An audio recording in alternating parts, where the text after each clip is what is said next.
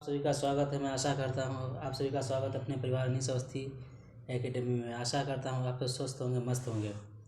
आज एलगी का last lecture है। मैंने पढ़ा दिया था, एक्टोकार्पस तक पढ़ा दिया था। आप पिछले लेक्चर में देख सकते हैं, जो 6 लेक्चर हो गए थे उसमें मैंने यहाँ तक सारी चीज़ें पढ़ा दी थी। अब जो नेक्स्ट मैं पढ़ाऊँगा वो रोडोफाइसिस रेड एलगी में पढ़ाऊँगा। कुछ कारणवश वीडियो नहीं आ पाया है, मैं इसके लिए माफ़ी चाहता हूँ। अब आगे से नेक्स्ट वीडियो कंटिन्यू आपको मिलते रहेंगे। और इसमें रोडोफाइसी में हम रेड एलगी की बात करेंगे। क्लास रोडोफाइसी लास्ट है, इसके बाद एलगी फिनिश हो जाएगा और कंटिन्यू आपको लेक्चर मिलते रहेंगे। और अब नेक्स्ट जो टॉपिक होगा, हम लोगों का चैप्टर जो पढ़ाएंगे वो फंजाई होगा। फंजाई फिनिश करने के बाद और हम पढ़ाएंगे फिर जूलॉजी का कुछ पोर्शन उठाएंगे, क्योंकि पेपर को ध्यान में रखते हुए जल्दी फिनिश करना चाहेंगे ताकि आप सभी का सिलेबस जल्दी से जल्दी कंप्लीट हो जाए। मैं आशा करता हूँ आप स्वस्थ होंगे, कंटिन्यू आपकी पढ़ाई चलती होगी। और मैं आज क्लास रोडोफाइसी की बात करेंगे। रेड एलगी इसको बोलते हैं। इसमें देखो पहला पॉइंट क्या है, मोस्ट जो रेड एलगी है रोडोफाइसी, इसमें पहला पॉइंट आप देखिएगा, मोस्टली मैरीन। जो रेड एलगी होते हैं मोस्टली कैसे होते हैं, मैरीन, बट एक्सेप्ट बैटरकोस्पर्मम, मतलब बैटरकोस्पर्मम और लिमेनिया, बैटरकोस्पर्मम और लिमेनिया को छोड़कर जितने भी एलगी होते हैं, रेड एलगी होते हैं, वो कैसे होते हैं, मैरीन होते हैं। ये आपका जो होता है ये फ्रेश वाटर होता है। ये कैसा होता है आपका, है फ्रेश वाटर होता है। बैटरकोस्पर्मम हो गया, ठीक है, इसको छोड़ के ये चीज़ आपको ध्यान में, यहीं से आपको सवाल बनेंगे, कई सवाल यहीं से बन जाते हैं, ठीक है। कैसे होते हैं, मैरीन होते हैं, बैटरकोस्पर्मम और लिमेनिया को छोड़कर, ठीक है। दूसरा पॉइंट हम यहाँ पे बात करेंगे, दूसरे पॉइंट की, यहाँ पे cell wall consist of complex gelatinous nitrogen free polysaccharide agar agar found in Gelidium and Gracilaria. अब यहाँ पे हम बात करेंगे, जरा इस पॉइंट को समझने की कोशिश करिएगा, यहाँ से सवाल बहुत बनते हैं। इसकी जो अगर जो ये जिलेडियम और ग्रेसिलेरिया होता है, ये जिलेडियम और ग्रेसिलेरिया जो होता है, इसकी जो सलवार होती है कैसी होती है, जिलेटिनस होता है, नाइट्रोजन फ्री होती है, पॉलीसेकेराइड होती है, ठीक। किसकी बनी होती है, जिलेडियम और ग्रेसिलेरिया की सलवार अगर अगर की बनी होती है। किसकी बनी होती है, अगर अगर की। और अगर अगर क्या है, अगर अगर क्या है, complex gelatinous nitrogen free polysaccharide है, ठीक। इस पॉइंट को एक बार फिर से समझने की कोशिश करिएगा।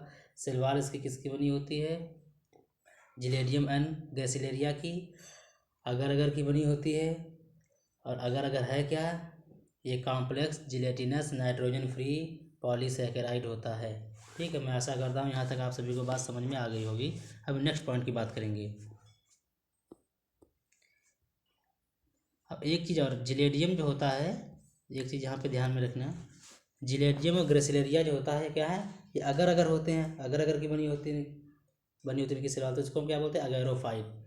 क्योंकि ये भी एल्गी क्या होती है, प्लांट होता है। एल्गी क्या है, प्लांट ही तो है। तो अब ये होता कहाँ का, अगार अगार का, तो इसलिए हम इसको क्या बोलते हैं, अगैरोफाइट। जो अगार अगार की बनी होती है उसको हम क्या बोलते हैं, अगैरोफाइट। यहाँ तक आप सभी को बात समझ में आ गई होगी। मैं नेक्स्ट पॉइंट की बात करता हूँ। यहाँ पे नेक्स्ट पॉइंट है, इन कैंडस क्रिस्पस, जैसी को आयरिस मॉस भी बोलते हैं, सेल वॉल मेडअप ऑफ कैरेजिनिन या कैरेजीन भी बोलते हैं। क्या बोलते हैं, कैरेजिनिन या कैराजीन भी बोलते हैं। ये मैंने आपको कैराजीन कैरेजिनिन इसके बारे में मैं नेक्स्ट पुराने लेक्चर में बता चुका हूँ, वहाँ से आप देख लीजिएगा, ठीक। यहाँ तक मैंने क्या बताया, इन कैंड्रस क्रिस्पस या इसी को बोलते हैं आयरिस मॉस बोलते हैं। ये पूछा जाता सवाल है, इसको क्या बोलते हैं, कैंड्रस क्रिस्पस को क्या बोलते हैं, आयरिस मॉस बोलते हैं। सेल वॉल मेडअप ऑफ कैरेजिनिन या कैराजीन भी बोलते हैं। इसकी सेल किसकी बनी होती है, कैंड्रस क्रिस्पस की किसकी बनी होती है, कैराजीन या कैरेजिनिन। एनसीईआरटी में दोनों दिए हुए हैं, बस एनसीईआरटी में से कैरेजीन ही दिया हुआ है। एनसीईआरटी में आप देख लीजिएगा, मैंने दोनों बता दिया। हायर बुक में कैराजिनिन भी दिया हुआ है और कैराजीन के बारे में भी मैंने बता दिया है। अब पिगमेंट की हम बात करेंगे, ठीक। यहाँ तक बात समझो। इस कैंडस क्रिस्पस जो होता है इसको आयरिस मॉस बोलते हैं। सेलवार किसकी बनी होती है, कैराजिनिन या कैराजीन की, ठीक है। अब हम पिगमेंट की बात करते हैं। पिगमेंट्स में जो होता है इसमें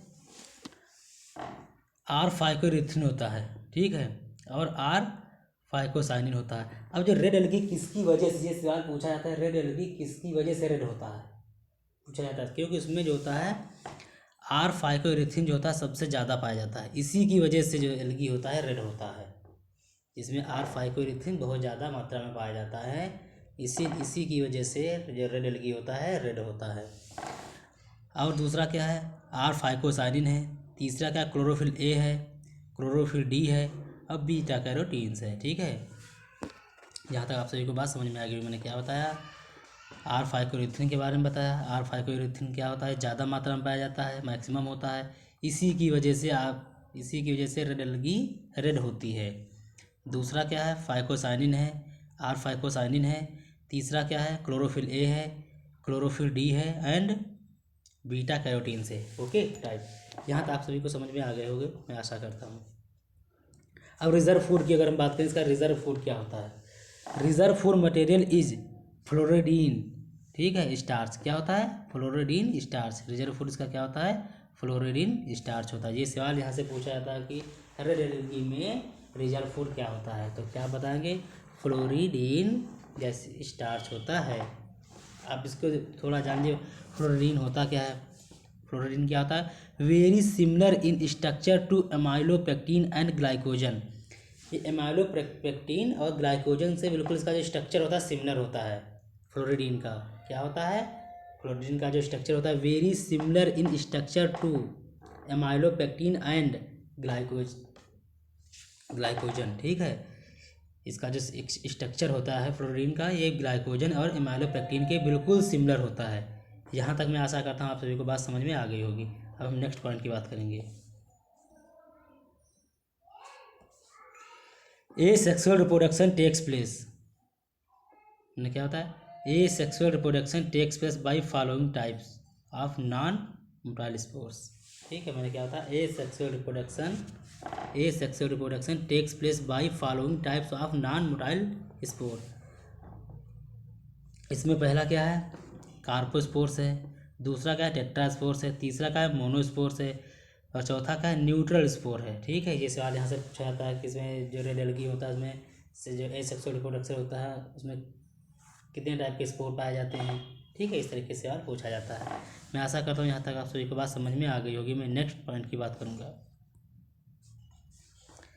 mitosis and meiosis takes place. इसमें माइटोसिस और मियासिस, मैंने उसमें बताया था माइटोसिस और मियोसिस जो होता है पाया जाता है इसमें। ठीक है, और फ्लैजिला क्या होता है, फ्लैजिला एब्सेंट होता है। ये चीज़ ध्यान में रखनी कि अगर पूछा जाएगा फ्लैजिला आर एब्सेंट, उसमें होगा ब्लू ग्रीन एल्गी होगा, अब कई भी चीज़ें होंगी, तो उसमें आपको क्या लगाना है, रेड एल्गी में फ्लैजिला एब्सेंट होता है। माइटोसिस एंड मियोसिस इसमें होता है। ठीक है, ये बात यहाँ तक समझ में आ गई होगी, मैं आशा करता हूँ। Mitosis and meiosis takes place, flagella absent. ठीक, नेक्स्ट पॉइंट की बात करता हूँ। अब नेक्स्ट पॉइंट क्या है, asexual reproduction is advance oogamous type का। इसमें जो इसमें sexual reproduction is advance oogamous type का होता है। सेक्सुअल रिप्रोडक्शन कैसा होता है, एडवांस होता है, oogamous टाइप का होता है। अब इसके बारे में थोड़ा और हम जानने की कोशिश करेंगे, आगे देखिएगा। Male gametes is known as spermatium while female reproductive organs is carpogonium. क्या है, मेल जो गैमेट्स इसमें होता है स्पर्मेटियम होता है, वाइल फीमेल जो रिप्रोडक्टिव ऑर्गन होता है क्या होता है, कार्पोगोनियम होता है। ये चीज़ बहुत अच्छे से ध्यान रखिए, क्योंकि पूछा जाता है, हमसे सवाल है कि मेल रिप्रोडक्टिव ऑर्गन क्या है, तो स्पर्मेटियम बताओगे आप। फीमेल रिप्रोडक्टिव ऑर्गन का पूछा जाए तो क्या बताओगे, कार्पोगोनियम। किस में होता है, ये रेड एल्गी में होता है, यानी कि रोडोफाइसी में होता है। रोडोफाइसी में क्या होता है, सेक्सुअल रिप्रोडक्शन जो होता है एडवांस टाइप का, oogamous टाइप का होता है, एडवांस oogamous टाइप का होता है। Male gamete is known as spermatium while female reproductive organs is carpogonium. Right, यहाँ तक आप सभी को समझ में आ गया होगा, मैं आशा करता हूँ। अब इसके बाद इसका एग्जाम्पल देख लेते हैं। एग्जाम्पल में क्या है, जिलेडियम हो गया, इसे गिलेडियम भी बोलते हैं, जिलेडियम हो गया, ग्रेसिलेरिया हो गया, बैट्रैकोस्पर्मम हो गया, और लिमेनिया हो गया, और क्या हो गया, अगला क्या हो गया, कैनरस हो गया, पोरफायरा हो गया। ठीक है, अब थोड़ा हम जानते हैं बैट्रैकोस्पर्मम। चैटरेंसिया स्टेज जो होती है बैटरैकोस्पर्म में पाई जाती है। इसी को juvenile stage in the life cycle of Batrachospermum. क्या चैटरेंसिया स्टेज किसमें पाई जाती है? बैटरैकोस्पर्म। ये पूछा था चैटरेंसिया स्टेज किसमें पाई जाती है, तो ये किसमें पाई जाती है? एल्गी में पाई जाती है। कौन सी एल्गी में पाई जाती है? ये बैटरैकोस्पर्म में। एल्गी का नाम अगर पूछा तो क्या होता है? बैटरैकोस्पर्म में पाया जाता है। ठीक है, अब इसी को हम क्या बोलते हैं? Juvenile stage in the life cycle of Batrachospermum. ठीक, ये भी मैंने आगे लिख दिया है। यहाँ तक आप सभी को समझ में आ गया होगा, मैं आशा करता हूँ। ठीक, एग्जाम्पल मैंने बता दिए। अब 6 एग्जाम्पल हो गए थे, पोरफायरा तक हो गए थे। अब यहाँ पे 7वां एग्जाम्पल क्या है? पॉलीसाइफोनिया हो गया, हार्वेला हो गया। ठीक है, तो यहाँ पे 8 एग्जाम्पल बता दिए। देख लीजिएगा, एक बार फिर से देख लीजिएगा। पहला क्या है? जिलेडियम हो गया। दूसरा क्या? ग्रेसिलेरिया हो गया। बैटरैकोस्पर्म हो गया, जिसमें चैटरेंसिया स्टेज पाई जाती है। Juvenile stage in the life cycle of Batrachospermum. चौथा क्या है? लिमेनिया हो गया। 5वां का है? कैनरस हो गया। पोरफायरा हो गया छठा। 7वां का है? पॉलीसाइफोनिया हो गया। 8वां क्या है? हार्वेला हो गया। ठीक है, अब नोट करके कुछ चीज़ें यहाँ पे देख लीजिएगा, नोट करके।